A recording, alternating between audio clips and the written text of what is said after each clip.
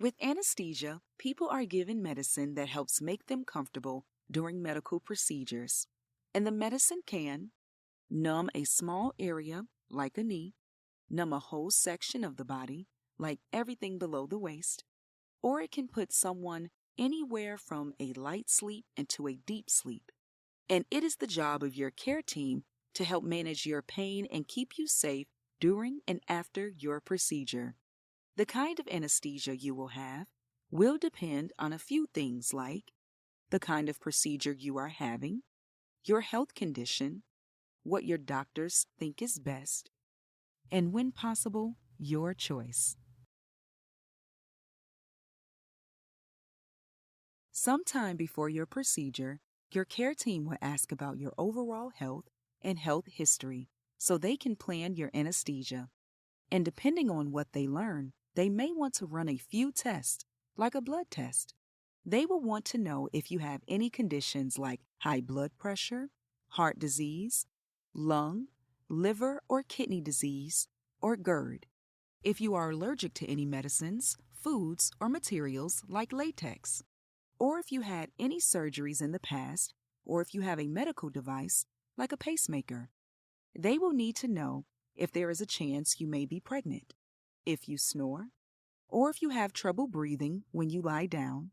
And if you have a partner, they will ask if your partner has noticed if you stop breathing or gasp for air while you sleep. They will also ask if you have sleep apnea or use a CPAP machine or other devices to treat sleep apnea.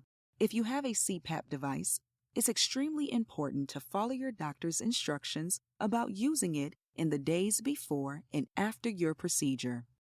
Your care team will want to know if you take any prescription medicines, over-the-counter medicines like aspirin, Advil, or Motrin, diet pills, herbal supplements like Echinacea, or vitamins.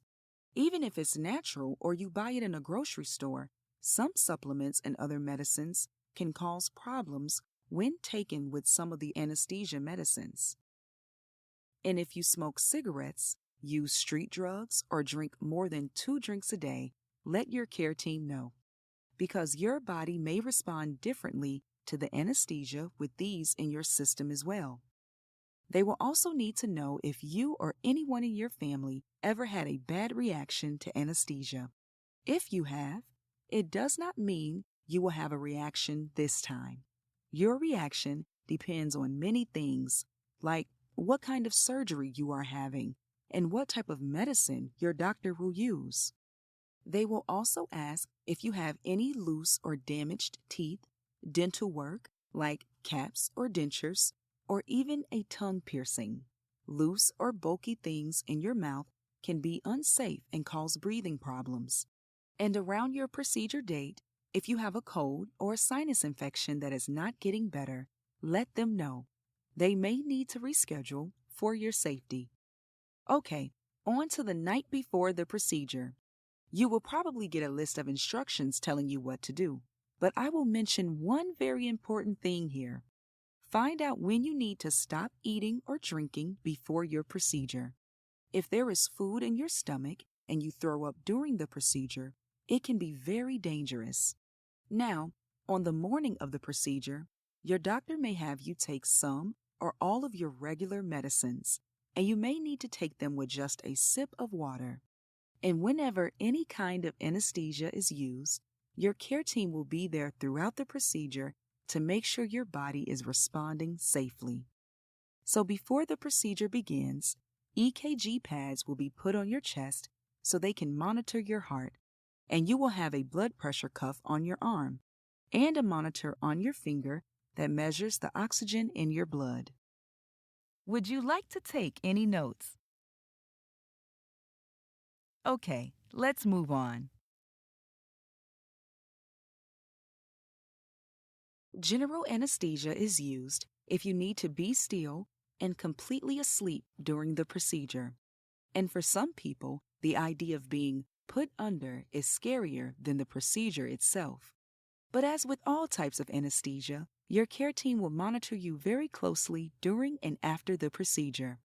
Before the procedure begins, They will place an oxygen mask over your mouth and nose and ask you to take deep breaths. Then you will most likely get the anesthesia through your IV. The medicine may sting or burn a little bit when it goes in, but don't worry, that is normal. Very quickly, you'll fall asleep. After this, you really won't remember anything about the procedure.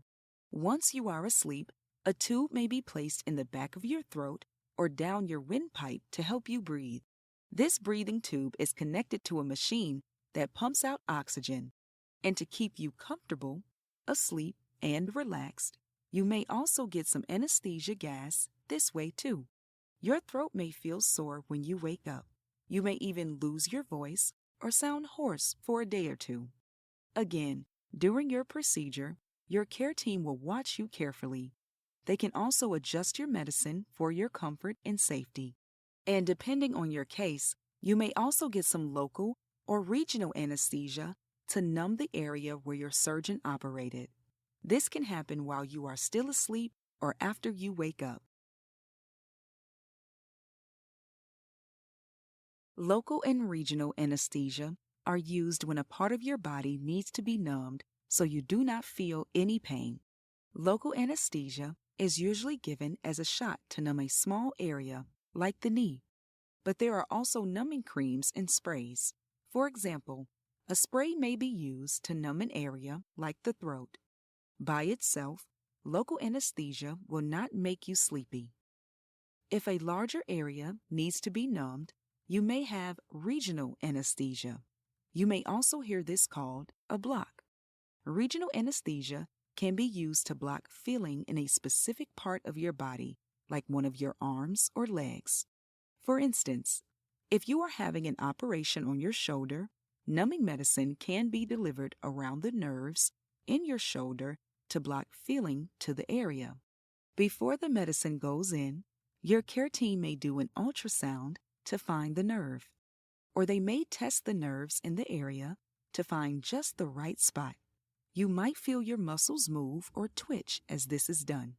Sometimes people are given something to make them drowsy beforehand, so you might not remember this. Then numbing medicine is sent to block feeling in your shoulder.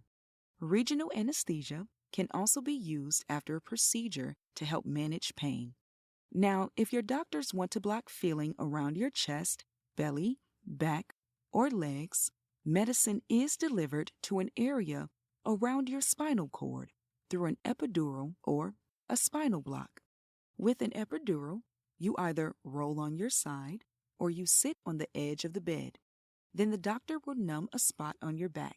This may burn or sting a little bit. They will then carefully place a needle into the area just outside the spinal cord. This is called the epidural space.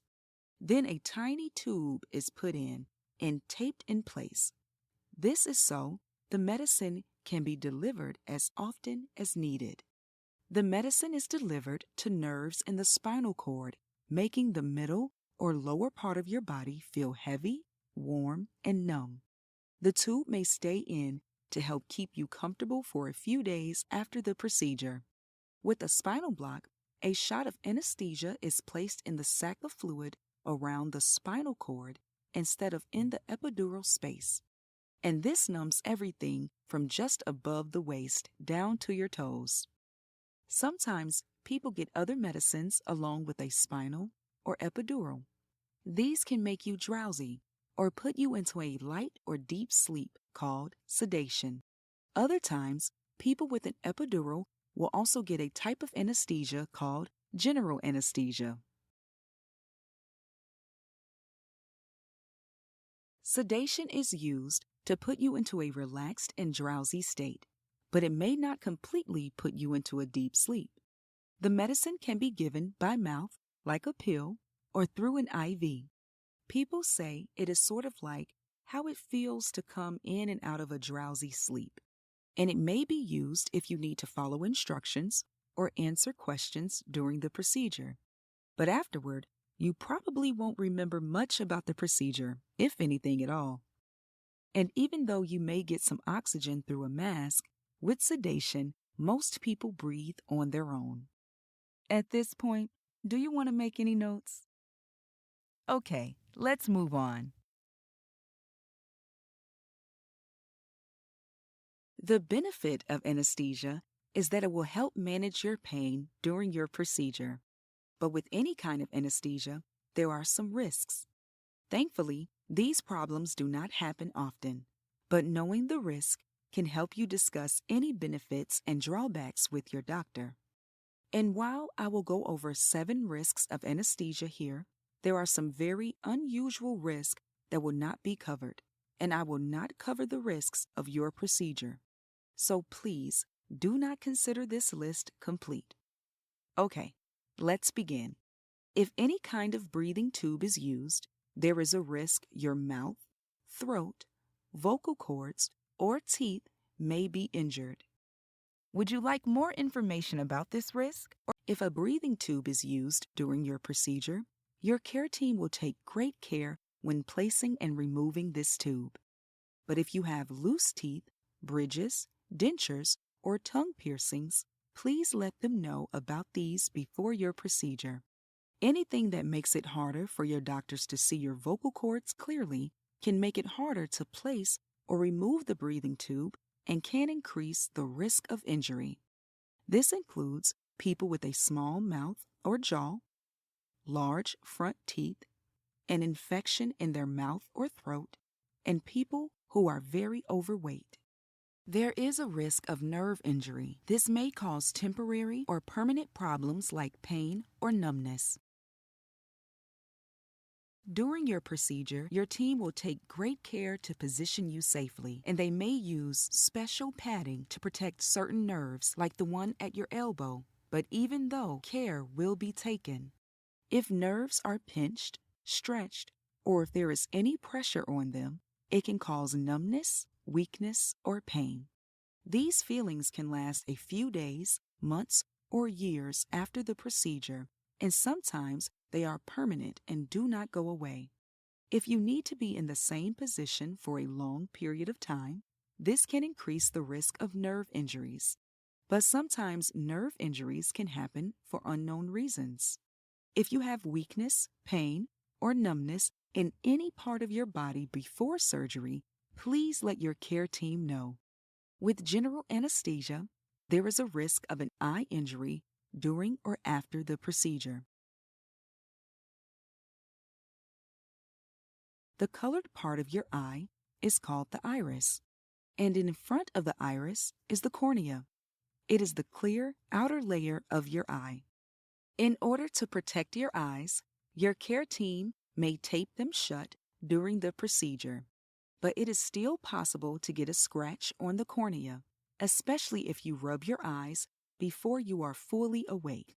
So to help protect your eyes, try not to rub them, and please do not wear eye makeup or contact lenses to the hospital.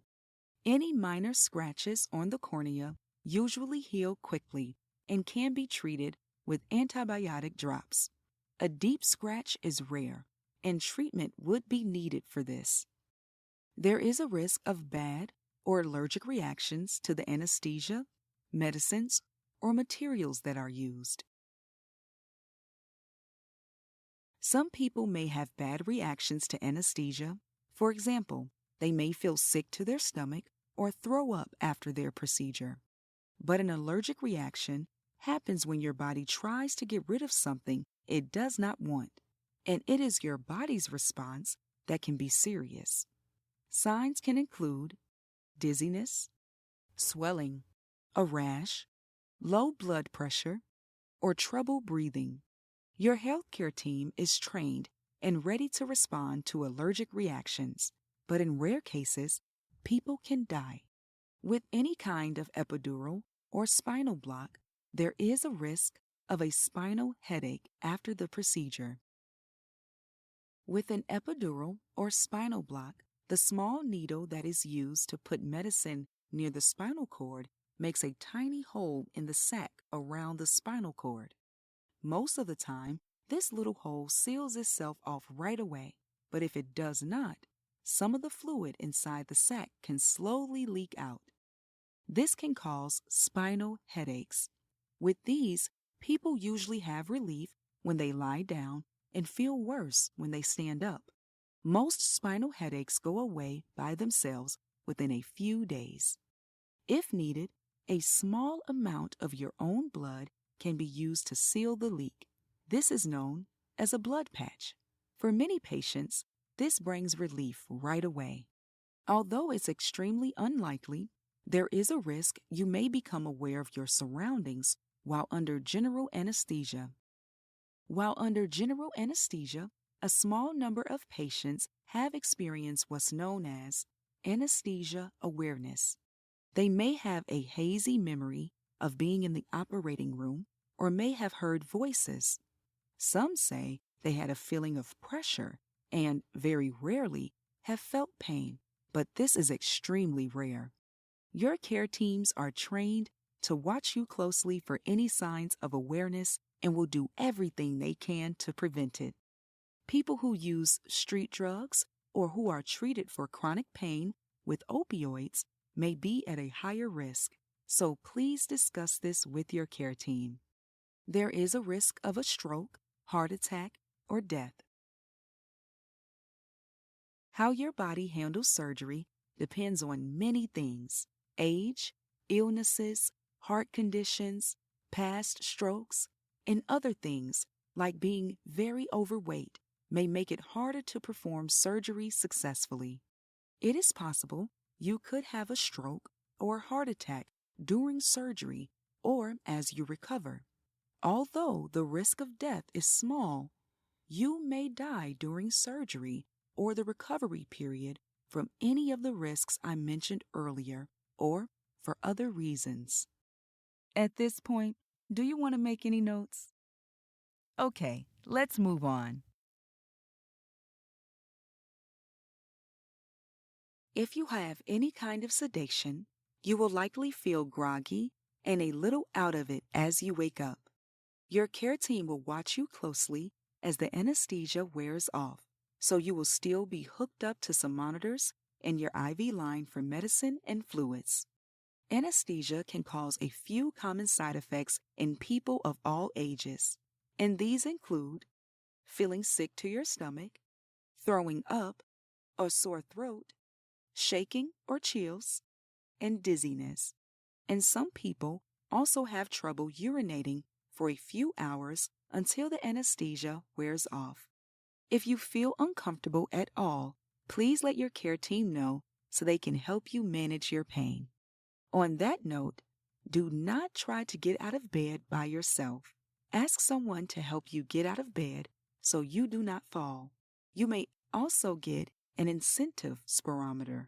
It looks like a small plastic toy. Using it helps clear your lungs. As you breathe in, a little ball flies up to show how deeply you're breathing. Taking deep breaths helps clear your lungs and helps prevent lung infections like pneumonia.